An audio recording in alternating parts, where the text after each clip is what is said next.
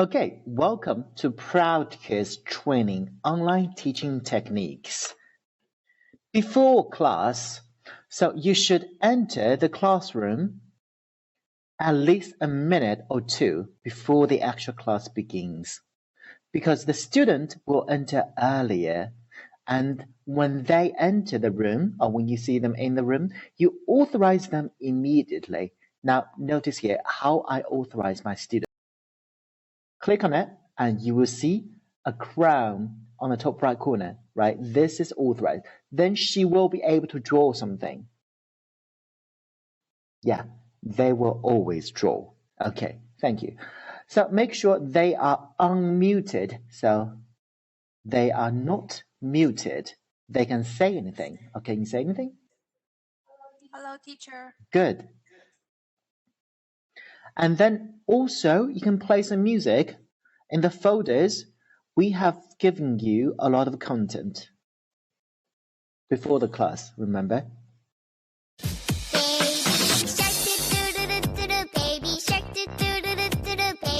Well, they like that. And then you ring the bell when the class begins.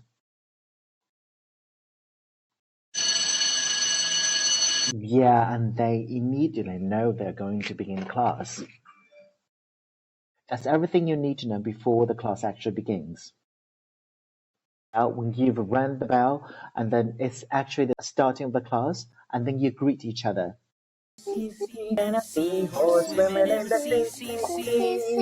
Okay.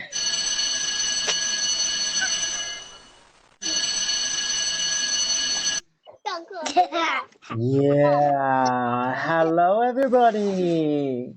Hello, teacher. Hi. Yes, and then one by one, you click on each student's window, like this, double click. There you go, and then double click another one to bring them on the board. And then lastly, you double click on your own window, so you come at the last, and then you introduce yourself. Hello, everybody. My name is, I am your teacher, Chris. So, and then you say hi to one by one. So you need to bring them back actually, and then you're just saying hi to them one by one. That's it. Hello, what's your name? How are you? How old are you? This is the general process. And this is the greeting phase. This is a very standard process. Well, she didn't see any shark, but we do have a shark here. The shark lived in the sea, right? Okay, let's have a quick review of what we learned from last lesson. Now, today we are going to see more animals and we're going to dig a little deeper. We will find out what these animals can do. So, at the beginning, we will watch a video and then I will ask you questions. 看完了之后 Leeson 老师要问问题 What you see 你们看到了什么 Okay, let's go ahead. Are we ready? Yes. Okay, when the class actually begins, the first file you will see is the background. And then it's the first phase of the teaching, it's the warm-up. But remember here, warm-up is designed to ease them in. It only brings out the topic. It's not a main content teaching phase. It's not that important. It's just warming up. Okay, it should not be over 5 minutes. Remember this. And then when you play an audio or when you play a video file, you should mute everybody. Look at here how I mute everybody. Here, mute everybody. That's it. So you won't be able to hear any echoes from the students. Okay? And when you explain something, as I'm doing now, try to put yourself on the board. Or you draw a line or any shape and then move this shape to catch their attention because students' eyes are always on you or always on the board. So you move yourself around with a pointing or you move a shape you just drew around to catch their attention. Okay. And then when you want them to do tasks, you need to demonstrate. Let's look at an example. The tube maze, the tube maze. Okay, now photo time. There you go, that's me. Watch and listen. It lives in the lake. It can blend in with the leaves. What animal am I talking about? What animal? Frog. Yes! Frog. Wow, beautiful frog! So we find frog here. The frog. The frog lives in the lake. There you go, everyone. Okay, now there you go. Athena. Good. Sophia. Wow. Gotcha. Okay, that's Athena. It lives in the grassland. It. Okay, the very first important file in English teaching is the presentation phase. It is usually named as the vocabulary introduction, the introduction. So for any target language, all students need to read them at least twice. Remember, at least twice, like run, run. So this requires a lot of TPR for lower level students. And also when you explain something, come again, you need to put yourself on board, move a lot, or you move the circle or any shape you just drew. Remember that. I'm re-emphasizing this a lot because this is so important when you teach. You need to stay on the board, not on the top, on the board. Okay, good. And also, when you want them to do tasks, you need to demonstrate, like what I did in the warm-up phase. The next teaching file is always practice because they just learned the new words 5 or 6. They need to keep practicing on remembering this, or this will be a listening test. There could also be a spelling test. There could be matching execution. There could be just speaking execution. There's a lot of difference in activity design. So when you do the demonstration, always do a demonstration. You need to find the smartest one, the smartest student in class to demo with you, because he or she is the only who can understand what you're saying. Or if you can't find a single student who can understand what you're saying, then you demo with yourself. You play roles. Okay, teacher 1, student 1.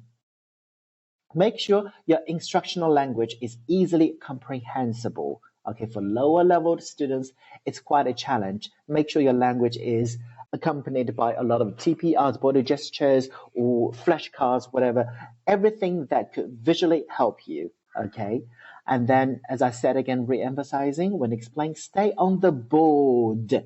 Do not go up there like a god. Okay, and then move around the board like what I'm doing now, or draw a shape and move the shape around to catch their attention. Okay, let's look at a practice example. Smile. Okay, happy smile. Nice. Okay, teacher, smile. There you go. And okay, smile. Nice. Okay, and smile. Okay, smile. Good. Smile. Okay, good. Who's here? Ready? Okay, smile. Okay, there you go. Okay, now. Okay, 3, 2, 1, go. Make the sentence. Yes. Quick, quick. Monkey can. The monkey can climb. The cheetah can run. Yeah, the cheetah can run. Oh, the cheetah can run. Yeah. Who's the next one? The eagle can fly. The eagle can fly. Oh my God, who said that? Yeah, happy you win, Iris. Team potato. Team carrot. Athena, good.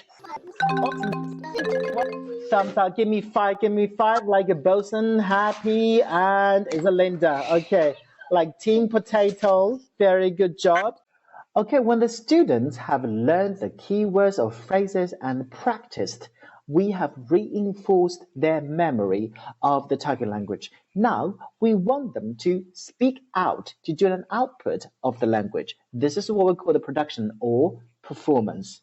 So it also comes in various formats or in various designed games or activities. So you always need to demonstrate. Demonstration is very, very important.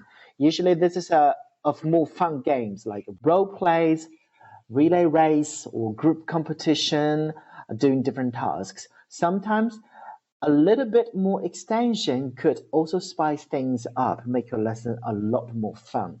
So let me show you something. We are going to the sea and do scuba diving. Scuba diving. Okay, let's put on our goggles. Let's put on our goggles. Okay, Teacher Leeson has a headlight.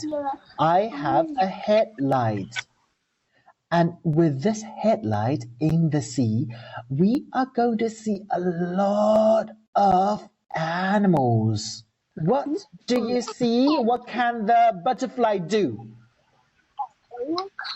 The butterfly can fly. Perfect. The butterfly can fly.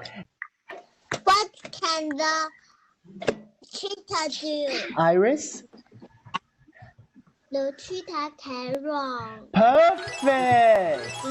Who I want to be. Okay.